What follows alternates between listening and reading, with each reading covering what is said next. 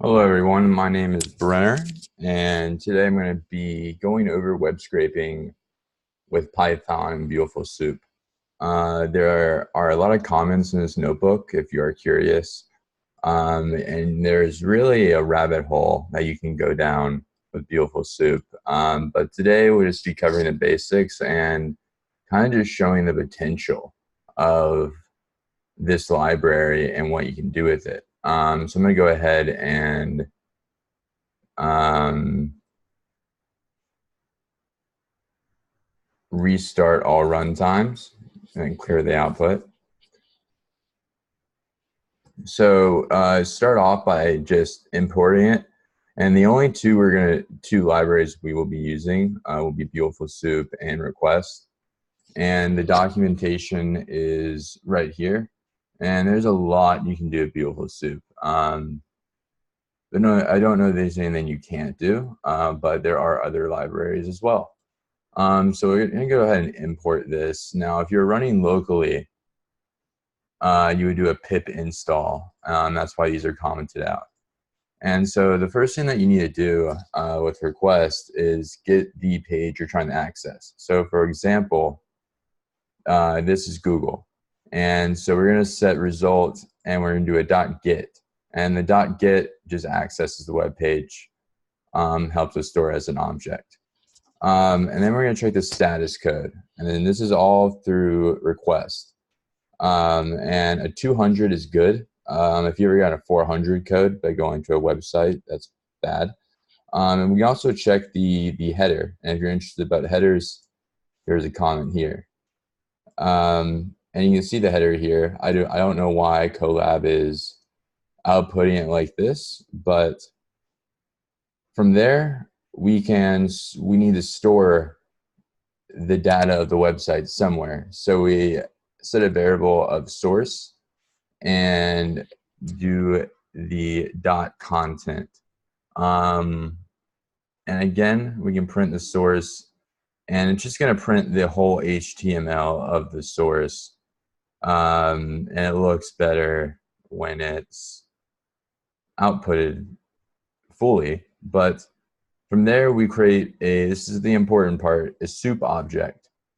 And so what we're doing is we're passing source, which is the data from our web page, in this case, Google.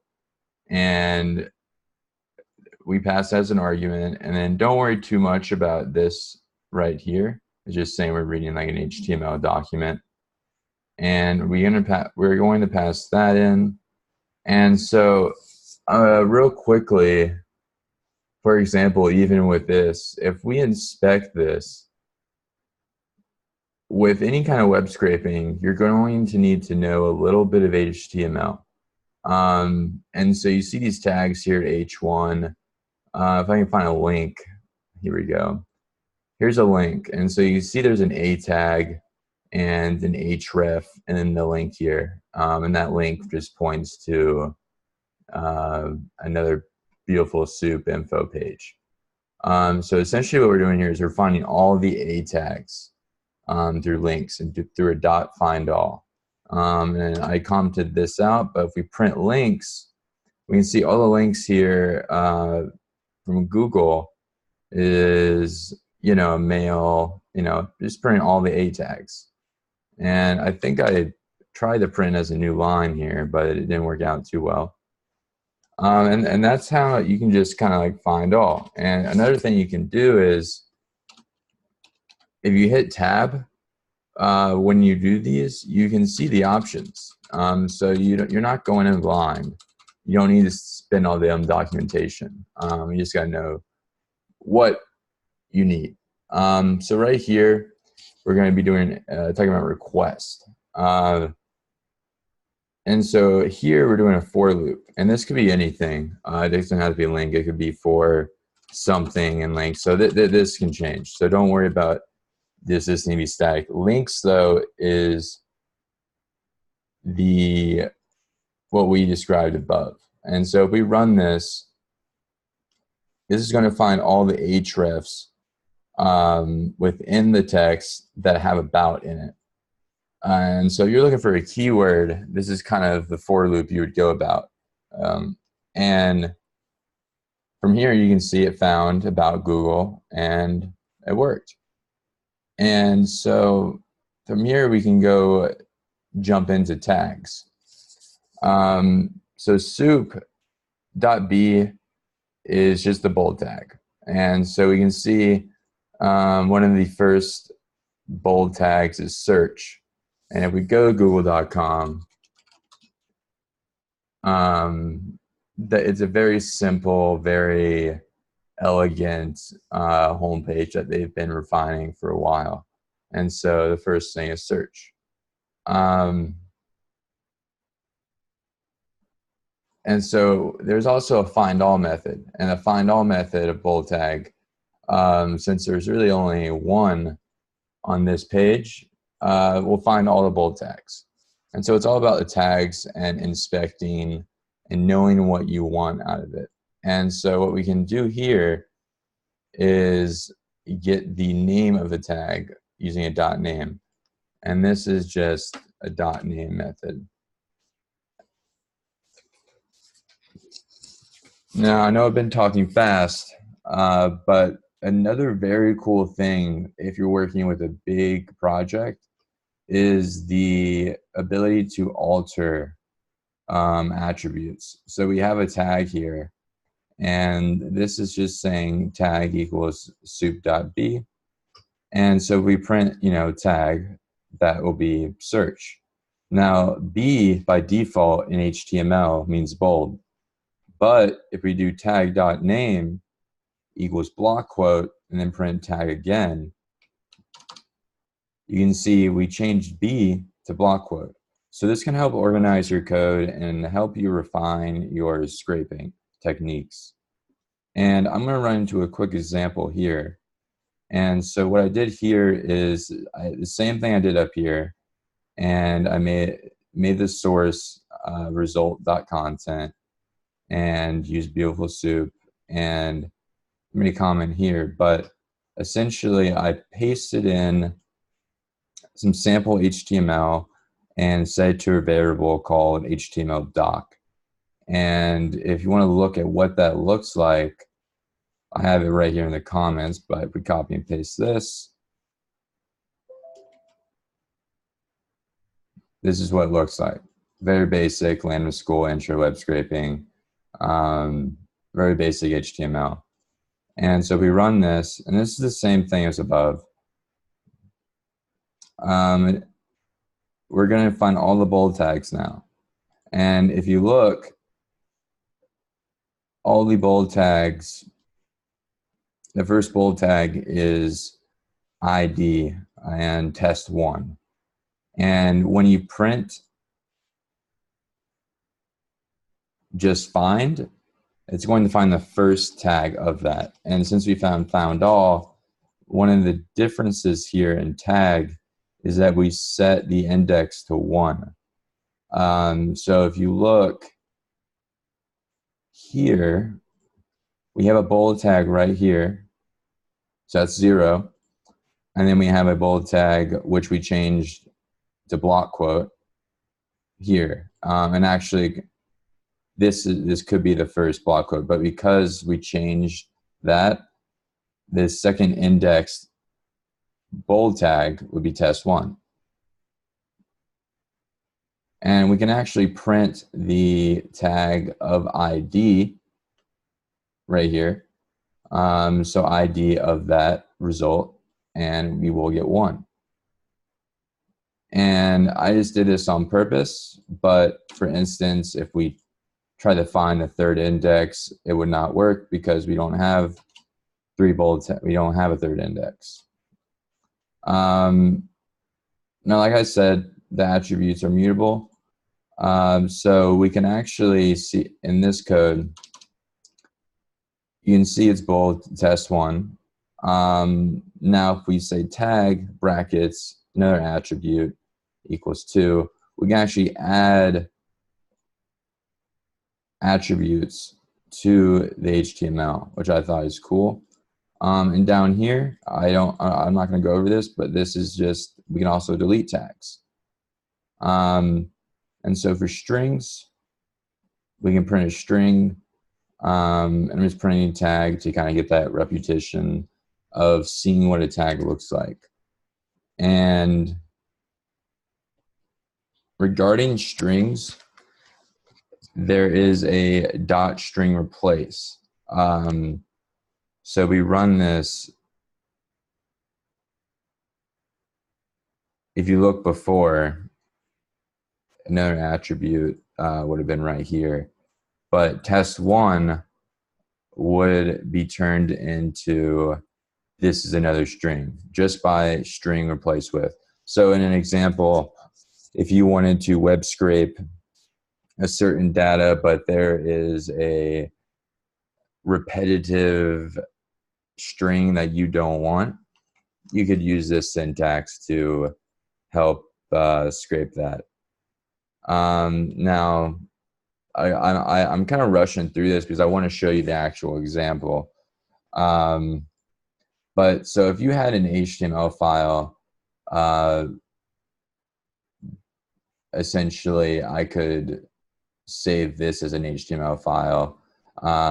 You ideally want a text editor like Atom. That is what I use. Or you can also use Sublime Text, which is another great one, or just use what you prefer. And this is the syntax of how you would do that. And so here is the real example. This is the goal here is we're going to go to this website, whitehouse.gov, and we see here for the economy and jobs a bunch of links and articles recently published. And our goal here is just to get each link from this front page and put it in a data frame. So what we're going to do is do our imports, just two, and then set our result. So that's our step 2. And we set a result to the website. And we want to see if it works. So we got to go to 200 status code. And you don't need to print the header, but sometimes the header does have information that is important. So for source, we're going to go ahead and see the content of it. And that is going to set the object so we can get the data from this website. And so for soup, we're going to set our soup object. And if we go to this link here, before I explain this next code, well, never mind. So essentially what we're doing here is we're creating an empty array for the URLs. And so if you notice, let's go back to this website and inspect this. We can see that this link is under an H2 tag with this A tag and href. So we're looking for this H2 tag, and we're also looking for that A tag. So we make a loop here for H2 and tag, find all the H2 tags, and within those, we set a variable called A tag, and we want to find all the H2 headers that have an A tag in them. And then append that, which means just add it to the array of it, the empty array of URLs, with the dot attribute syntax of href, which is going to be the HTML syntax for adding a link. And so if we run this, we get all the URLs from the front page that we need. And to convert it to a data frame is pretty simple. We convert pandas or import pandas, and we just do pd.dataframe and URLs. And URLs is the array up here. And if we print the head, the first 10 or 9 lines here, we get that. And we also do it right here. And now we scraped in a matter of minutes the links to the front page. And we can also, this is irrelevant. But something I also want to share is some other resources. Beautiful Soup is just incredible, and also very in-depth. And there's so many tutorials online. There's a parser. There's so many ways you can deal with Beautiful Soup, and you could really go down a rabbit hole. And the thing about web scraping or data scraping, there is no one script. The first thing you need to do is identify what you want data-wise out of your website, and then build on that. And that's the important thing. Now, I just want to go over some quick resources that I put below. And an alternative to Beautiful Soup is something called Scrappy. The reason I'm not showing Scrappy, though, is it kind of involves you to run locally. And if it is runnable on Colab, I wasn't able to get it to work. But Scrappy is what they call like a spider. So while you're sleeping or just running the script, it will scrape. In this instance, you can see it's scraping the title of a text, and it's just running the spider. So you would do a pip install, and this is actually, it has great documentation, and you can also get it on GitHub as well. And that's great. And the other one is just the W3 schools. They mess with HTML and run it yourself. But I highly suggest for the future having some kind of text editor like Atom or Sublime Text, which is below. And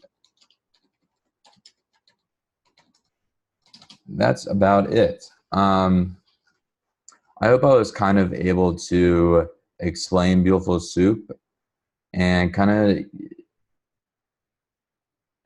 show that on a basic level, it's very easy, but it does involve some HTML knowledge.